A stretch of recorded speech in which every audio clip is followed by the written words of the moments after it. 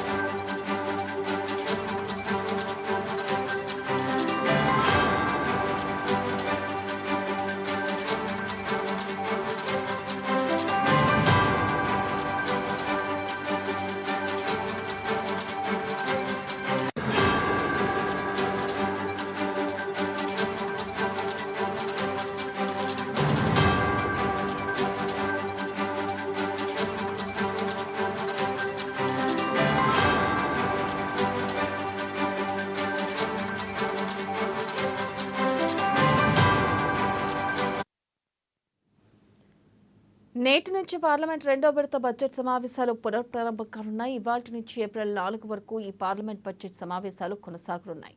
పలు శాఖలకు గ్రాంట్లు, డిమాండ్లకు ఆమోదం, మణిపూర్ బడ్జెట్ ఆమోదం, అత్యంత కీలకమైన వక్ఫ్ను ఆమోదంపై ఈ సమావేశంలో కేంద్రం దృష్టి సారించనుంది. ఇక మణిపూర్లో రాష్ట్రపతి పాలనకు పార్లమెంట్ ఆమోదం కోరుతూ కేంద్ర హోంమంత్రి అమిత్ షా తీర్మానం ప్రవేశపెట్టనున్నారు. మణిపూర్ బడ్జెట్ను కేంద్ర ఆర్థిక మంత్రి నిర్మలా సీతారామన్ లోక్సభలో ప్రవేశపెట్టనున్నారు.